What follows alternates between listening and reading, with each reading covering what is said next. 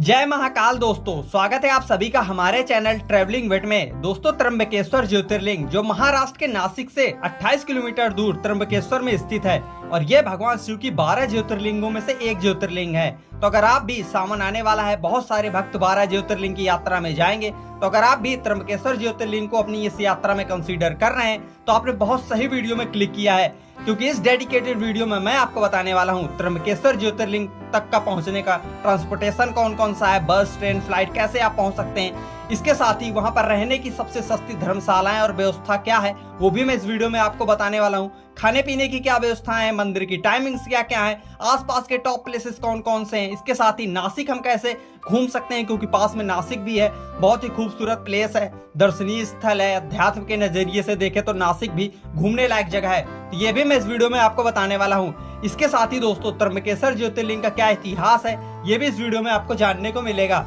और सबसे जरूरी जानकारी की कम से कम बजट में इस यात्रा को हम कैसे कर सकते हैं ये भी इस वीडियो में आपको जानने को मिलेगा।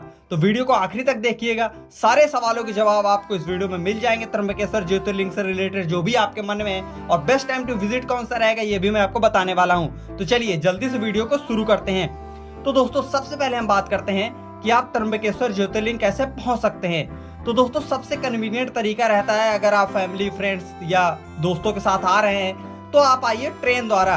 ट्रेन से अगर आप आना चाहते हैं तो नासिक रोड रेलवे स्टेशन सबसे नजदीक है, काफी बड़े शहरों से अच्छी कनेक्टिविटी है, आपको ट्रेन मिल जाएगी। अगर आप फ्लाइट से आना चाहते हैं तो नासिक में खुद का एयरपोर्ट है, वहां आप उतर जाइए। लेकिन अगर आपके शहर से नासिक के लिए फ्लाइट नहीं मिल रही है तो आप आ जाइए मुंबई एयरपोर्ट, जहां से नासिक की दूरी लगभग 160 किलोमीटर है, और मुंबई से नासिक के लिए आपको ट्रेन, बस इजिली मिल जाएंगी। तो आप नासिक आ जाइए। तो दोस्तों, अब आप नासिक आ गए हैं तो बात करते हैं नासिक से त्र्यंबकेश्वर तक कैसे पहुंचा जा सकता है। तो दोस्तों, आपको कोई दिक्कत नहीं आने वाली है। रेलवे स्टेशन के बाहर से ही सीएनजी बसेस चलती हैं, तो आप वो पकड़कर त्र्यंबकेश्वर तक जा सकते हैं। लेकिन अगर सीएनजी बसेस नहीं मिलती हैं तो आप चले जाइए नासिक के सीबीएस बस स्टैंड पर। न्यू बस स्टैंड है, गवर्नमेंट बस स्टैंड है, वहां पर जाइए। दोस्तों, सीबीएस बस स्टैंड से आपको थोड़ी थोड़ी देर में बसेस मिल जाएंगी त्र्यंबकेश्वर के लिए। 28 किलोमीटर के इस सफर में बहुत ही खूबसूरत आपको आनंद आने वाला है। 1 से 1.5 घंटे में बसेस आपको पहुंचा देंगे त्र्यंबकेश्वर। और चार्ज की बात करें तो 60 से 70 रुपए वो आपसे लेती हैं। अगर आप प्राइवेट कैब से जाना चाहते हैं नासिक टू त्र्यंबकेश्वर तो आपको 800 से 900 में कैब भी मिल जाएगी। बाकी आप बार्गेनिंग करके थोड़ा ऊपर नीचे करा सकते हैं, लेकिन एवरेज प्राइस आप 800 ही लेकर चलें, तो आप कैब द्वारा, टैक्सी द्वारा भी पहुंच सकते हैं त्र्यंबकेश्वर।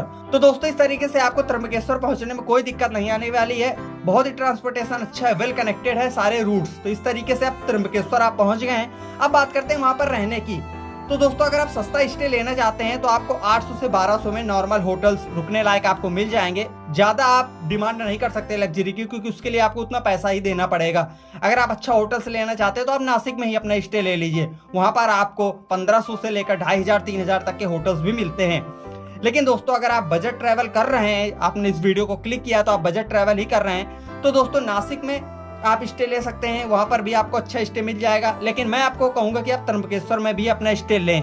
दोस्तों, अगर आप और सस्ते में स्टे लेना चाहते हैं तो त्र्यंबकेश्वर में गजानन स्वामी जी का आश्रम है, वहां पर आप चले जाइए। वहां पर आपको 70 से 80 रुपए की डॉर्मेट्री मिल जाती है सिंगल पर्सन के लिए। आप पर्ची कटा लीजिए, आधार कार्ड आपका लगता है। इसके साथ ही वहां non AC room, double bed आपको 500 रुपए में मिल जाता है, तो काफी बजट का ऑप्शन है। तो इस तरीके से आप गजानन स्वामी आश्रम में आसानी से रुक सकते हैं। किसी प्रकार की इतना सस्ता चार्ज है, तो ऐसा नहीं है कि आपको बहुत ही गंदी सुविधाएं देखने को मिलेगी, नहीं, आपको सारी बेसिक एमिनिटीज वहां पर आपको मिलेंगी। तो इस तरीके से आप गजानन स्वामी आश्रम में भी रुक सकते हैं। तो आपने स्टे ले लिया है, आप नहाइए धोइए, खाइए पीजिए। खाने की भी आपको कोई दिक्कत नहीं आने वाली है। अगर आप त्र्यंबकेश्वर मार्केट में भी खाएंगे तो 120 रुपए में आपको नॉर्मल थाली मिल जाएगी, और 180 रुपए में आपको फुल थाली मिल जाएगी। तो पर डे अगर फूड की बात करूँ एक दिन का, तो आपका 550 से 600 में इजिली हो जाएगा, और कम में भी आप कर सकते हैं।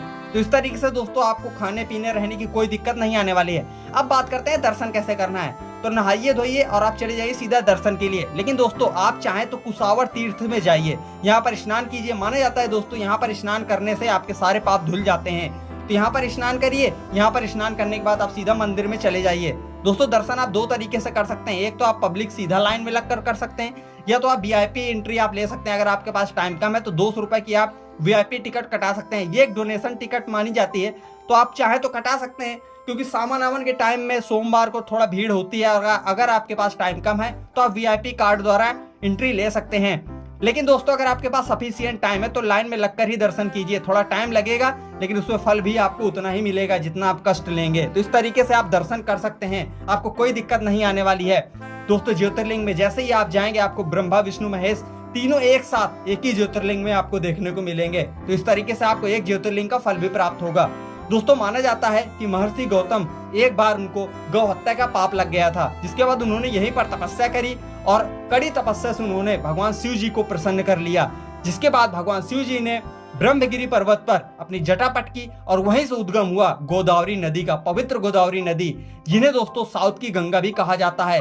तो यही कहानी इसके पीछे। दोस्तों इसके साथ ही महर्षि गौतम ने भगवान शिव को यहीं पर रहने के लिए बोला, जिसके बाद भगवान शंकर आज भी भगवान विष्णु, भगवान ब्रह्मा जी के साथ आज भी यहाँ पर विद्यमान है शिवलिंग के रूप में, और यहीं से एक ज्योतिर्लिंग का निर्माण हुआ, प्रकट हुई। इस तरीके से दोस्तों ये कुछ रोचक कहानी है। तो इस तरीके से दोस्तों आप दर्शन करिए, आपको एक ज्योतिर्लिंग का फल भी प्राप्त होगा।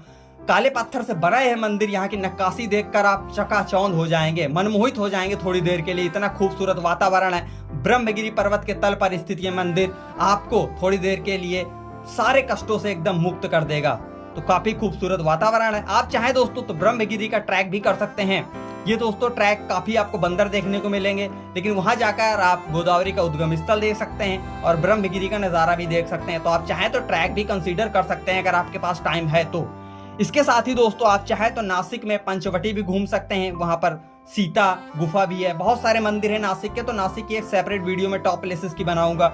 वहां पर दोस्तों एक सप्तश्रृंगी का मंदिर है माता जी का, वहां पर भी आप जा सकते हैं। एक दिन के लिए अगर आपके पास एक्स्ट्रा टाइम है तो आप हरिहर फोर्ट का ट्रैक भी कर सकते हैं। तो ये कुछ प्लेसेस हैं।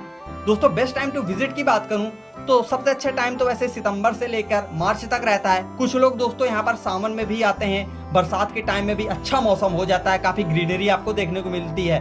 तो दोस्तों आप कभी भी आ सकते हैं, कोशिश करें थोड़ा समर्स में अवॉइड करें, बाकी आप कभी भी ट्रैवल कर सकते हैं, आपको कोई दिक्कत नहीं आने वाली, मंदिर खुला रहता है। इस तरीके से दोस्तों आप त्र्यंबकेश्वर ज्योतिर्लिंग के दर्शन करिए। बजट की बात करूं दोस्तों तो अगर आप नॉर्मल आते हैं, ट्रेन से, स्लीपर से आते हैं, तो इस तरीके से दोस्तों ट्रेन का ट्रांसपोर्टेशन का खर्चा हटाकर आप 3 से 3.5 हजार में ये यात्रा कर लेंगे। बाकी आप ट्रेन का जिस तरीके से जहां से भी आप आ रहे हैं वो आप इंक्लूड कर लीजिएगा। तो 3 से 3.5 हजार आपका एवरेज लगने वाला है। बाकी आप अपने अकॉर्डिंग कस्टमाइज करा सकते हैं। आप फ्लाइट से आते हैं, जिस भी तरीके से आते हैं आप कस्टमाइज कर सकते हैं।